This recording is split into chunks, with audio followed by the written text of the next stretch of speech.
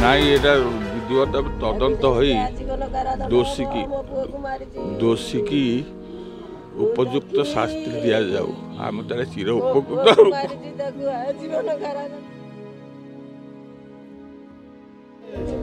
ଘଟଣା ହେଲା ସିଏ ବିବାହର ହେଲାଠୁ ମାସେ ମାସ ଘରେ ରହିବ, ଖାଲି ଆକ ଇଆଡ଼ୁ ଫୋନ୍ ଯିବ,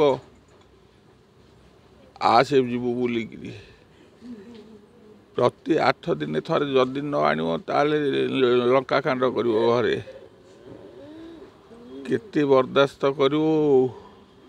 ବହୁତ ସହି ସମ୍ଭାଳିକିରି ରହିଥିଲୁ। ସେ ତ ତାକୁ 20 ଲକ୍ଷ ଟଙ୍କା ନେଇଥିଲେ। ସେ ବାହାରକୁ ଯେତେକ ଜିନିଷପତ୍ର ଦେଇନ୍ତି ସବୁ ମୋରି ପଇସାରେ ସବୁ ଆଇଛି। ବିବାହ ମଣ୍ଡପ ବି ମୋରି ତାରି ନାଁରେ, ନିଜ ନାଁରେ ବୁକ୍ ହେଇଛି, ଲଭ୍ ମ୍ୟାରେଜ୍। କାଲି ସେ ସବୁଦିନ ଯେମିତି ଆସନ୍ତି, ସେ ଘରେ ଇଆଡ଼େ ଫୋନ୍ କରିଦିଅନ୍ତି, ସେ ଆସନ୍ତି। ଆସିଲା ପରେ ସେ କ'ଣ, ସେ ମା ଝିଅ ଆମ ପୁଅ ତାକୁ ନେଇକି ଆସିଲା।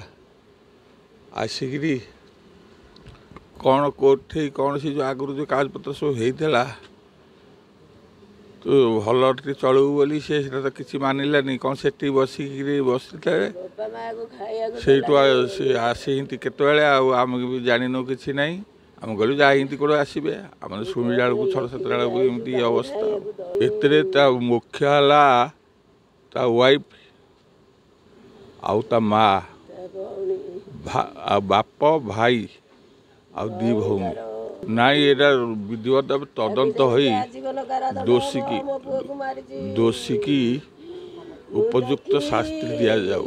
ଆମେ ତାହେଲେ ଚିର ଉପକୃତ। ତା ବଡ଼ ଭଉଣୀ ସେ ତା ସ୍ତ୍ରୀ କହିଲା, ମରିନୁ କାହିଁକି ଅଛୁ, ତୁ ମଲେ ମୁଁ ସମ୍ପତ୍ତି ଅଧେ ନେବି। କେତେ କଥା କହିକି ସଦିଛି ମୋ ପୁଅକୁ। ତା ବଡ଼ ଭଉଣୀକା ସମସ୍ତେ ଫୋନ୍ କରିଛନ୍ତି। ମୋ ପୁଅ ମୋତେ ଫୋନ୍ କରିକି କହିଛି, କହିଲା ବୋଉ ମୋତେ ଆଉ ଫୋନ୍ କରିବୁନୁ, କହୁଛନ୍ତି ମୋ ଝିଅକୁ ମାରିଦେବି। ମୁଁ ଟଙ୍କା ମାଗିଲାଠୁ ମୋତେ ଦେଉନାହାନ୍ତି। ମୋର 20 ଲକ୍ଷ ଟଙ୍କା ନେଇଛନ୍ତି।